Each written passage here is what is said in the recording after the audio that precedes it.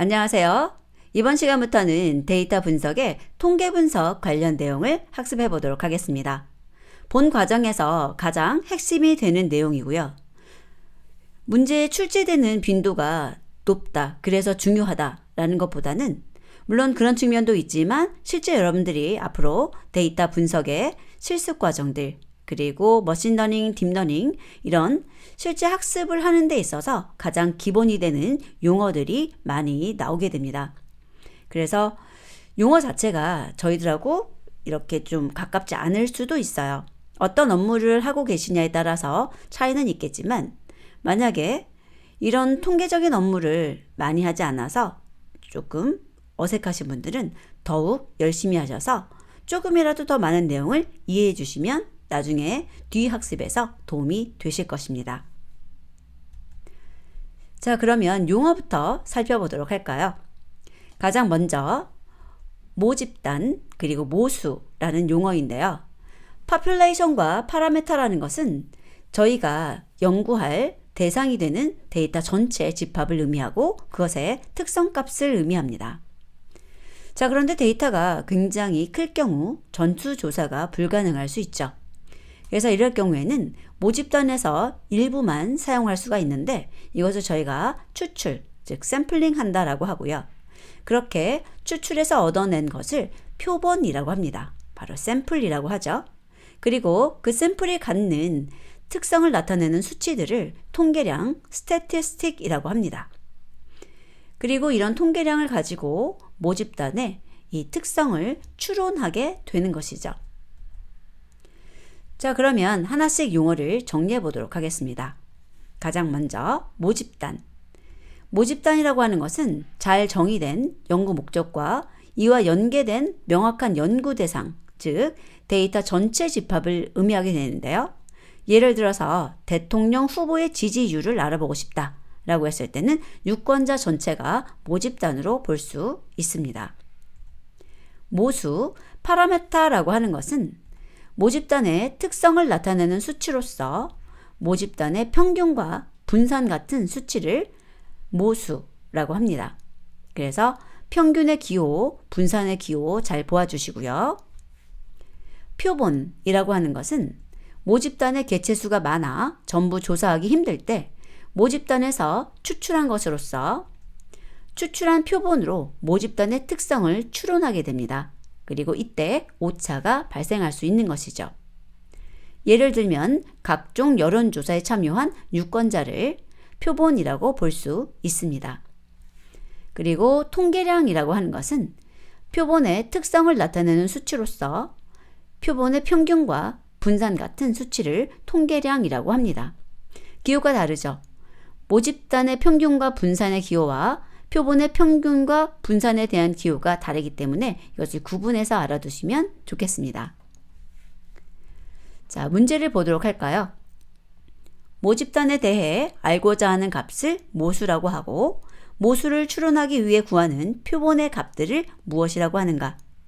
자, 표본의 특성 값을 저희가 뭐라 그랬죠? 통계량이라고 했습니다.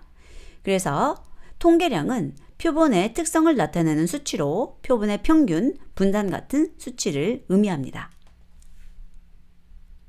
자, 그렇다면 표본을 추출하는 방법에는 어떤 것이 있는가 살펴보도록 하겠습니다. 확률적인 표본 추출법이 있고 비확률 표본 추출법이 있는데 저희들은 확률적인 표본 추출법을 사용하게 됩니다. 세부적으로 종류를 살펴보면 가장 먼저 단순 무작위 추출, 심플 랜덤 샘플링이라고 되어 있죠.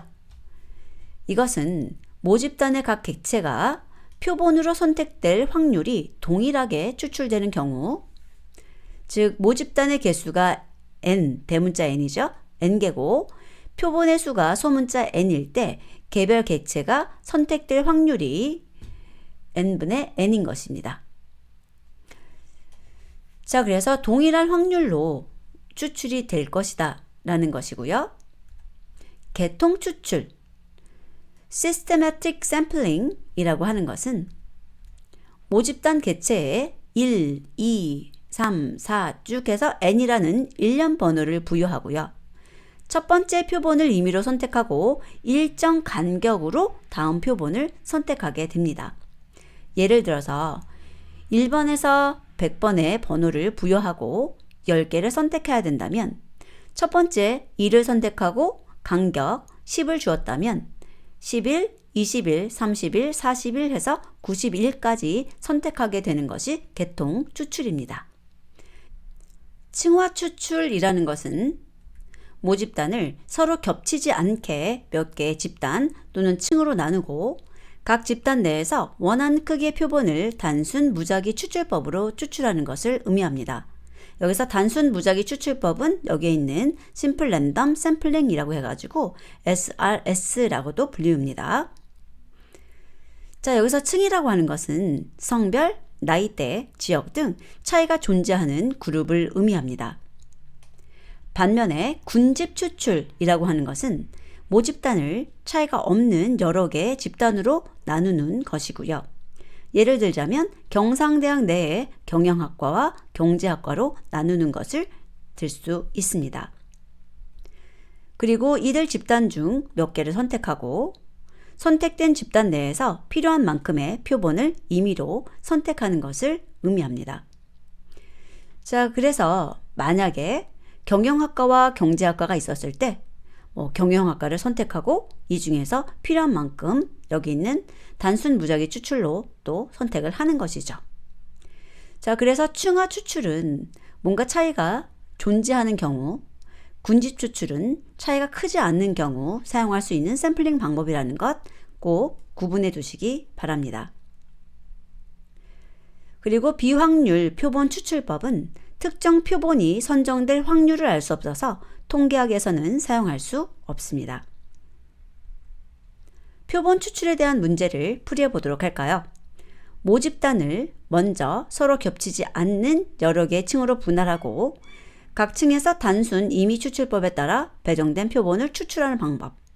서로 겹치지 않는 여러 개의 층으로 분할한다 나오면 층화 추출법이죠. 그래서 모집단을 서로 겹치지 않게 몇 개의 집단, 층으로 나누고 각 집단 내에서 원하는 크기의 표본을 단순 무작위 추출법을 이용해서 추출하는 것. 층화 추출법 기억해 두세요.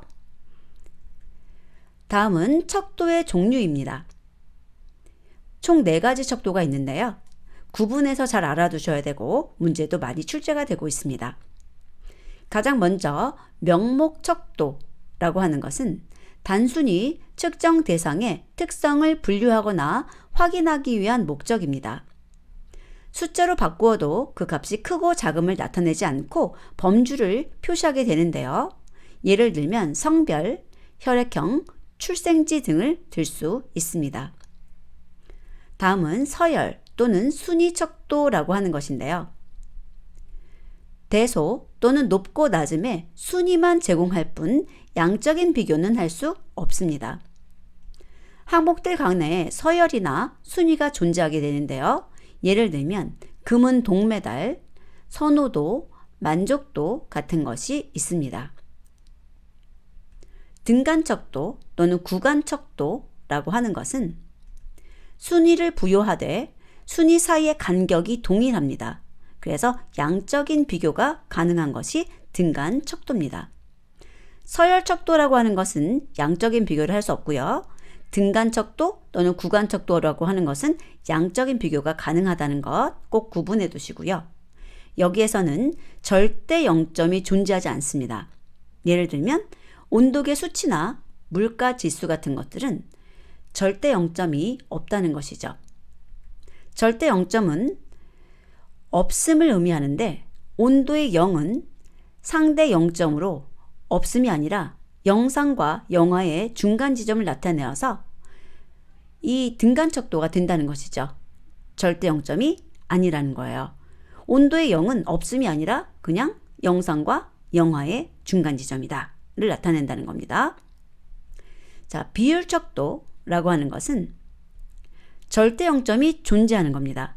그래서 측정값 사이에 비율 계산이 가능한 척도입니다. 예를 들면 몸무게, 나이, 형제의 수, 직장까지의 거리 등을 들 수가 있죠. 그래서 각각의 특징을 꼭 구분해 두셔야 돼요. 명목적도라고 한다면 특성을 분류하는 목적만 있지 크기에 대한 개념이 없는 겁니다. 서열척도라고 한다면 대소 또는 높고 낮음은 있지만 양적인 비교를 할 수가 없고요. 등간척도는 양적인 비교가 가능한 순위가 있는 거예요. 그런데 절대 0점이 없죠. 하지만 비율척도라는 것은 절대 0점이 존재해서 비율 계산이 가능한 척도입니다. 그 예를 같이 알아두시면 좋을 것 같습니다. 문제를 통해서 익혀보도록 할까요? 척도의 종류 문제를 풀어보도록 하겠습니다. 1번 자료의 척도에 관한 설명이다. 적절하지 않은 것은? 자, 척도 4가지 잘 알고 계셔야 되는데요. 척도 중에서 저희가 범주형 자료에서 항목들 간의 서열이나 순위가 존재하는 척도를 서열척도라고 하죠. 그리고 범주형이지만 이런 서열이나 순위가 존재하지 않는 것을 명목형 척도라고 한다는 것 같이 기억해 주시고요. 구간척도는 아무것도 없는 상태를 0으로 정할 수 있는 척도이다 라고 했는데 아무것도 없는 상태를 0으로 정할 수 있는 척도는 비율척도죠. 그래서 2번이 틀려 있는 것이고요. 비율척도가 절대 0점이 존재해서 측정값 사이에 비율 계산이 가능한 척도입니다. 구간척도 또는 등간척도라고 불리우는 것은 절대 0점이 존재하지 않아서 양적인 비교는 가능하지만 비율 계산은 가능하지 않은 척도입니다. 그리고 연속형 자료를 나타내는 척도로 등간척도와 비율척도가 있는 것이죠. 그래서 범주형 자료라고 한다면 명목 그리고 순위 척도 생각해 주시면 되고요. 연속형 자료라고 한다면 등간척도, 비율척도 생각해 주시면 되겠습니다. 그리고 남녀, 혈액형 이런 것들이 대표적인 명목 척도죠. 2번 자료의 척도에 관한 설명으로 부적절한 것은? 명목 척도는 단순히 측정 대상의 특성을 분류하거나 확인하기 위한 목적으로 숫자를 부여한 것 맞죠? 서열 척도는 대소 또는 높고 낮음의 순위만 제공할 뿐 양적인 비교는 할 수 없었고요. 등간 척도는 순위를 부여하되 순위 사이의 간격이 동일하여 양적인 비교가 가능했습니다. 4번 비율 척도는 측정값 사이에 비율 계산이 가능한 척도며 맞는 말이죠. 절대 0점이 존재하지 않는다라고 했는데 절대 0점이 존재하기 때문에 비율 계산이 가능했죠. 4번이 틀려 있습니다. 그래서 비율 척도와 구간 척도, 이 절대 0점에 관한 것 다시 한번 확인해 두시고요. 비율 척도는 절대 0점이 있고 구간 척도는 절대 0점이 없습니다. 그래서 온도라는 것이 구간 척도의 가장 대표적인 예고 몸무게 이런 것들이 비율 척도의 가장 대표적인 예로 볼 수 있습니다. 3번 성별을 구별하는 데 사용되는 척도는? 자, 성별은 뭐 순위도 없고 그렇죠? 비율도 없고 그래서 명목 척도입니다. 단순히 측정 대상의 특성을 분류하거나 확인하기 위한 목적으로 사용되는 것이죠. 남녀, 혈액형, 출생지. 여기서 남녀가 바로 성별이에요. 4번 보기에서 사용되는 척도는 무엇인가? 매우 불만족, 불만족, 보통, 만족, 매우 만족. 이것은 앞뒤 구분이 있죠. 순위가 있다는 얘기예요. 하지만 그 양적인 비교는 불가능합니다. 그래서 순서 척도에 해당하는 것이죠. 대소 또는 높고 낮음 등의 순위만 제공할 뿐 양적인 비교는 할 수 없다. 그리고 항목들 간의 서열이나 순위가 존재하고 메달에 대한 것 또는 선호도, 만족도 등을 예로 들 수 있습니다. 여기 나오는 것이 만족도의 예죠. 자, 이렇게 해서 문제까지 풀이를 해봤는데요. 가장 기본적인 내용이고 그래도 내용 중에 쉬운 내용들이에요. 전부 다 이해할 수 있도록 학습해 주시기 바랍니다. 다음 학습에서 뵙도록 하겠습니다.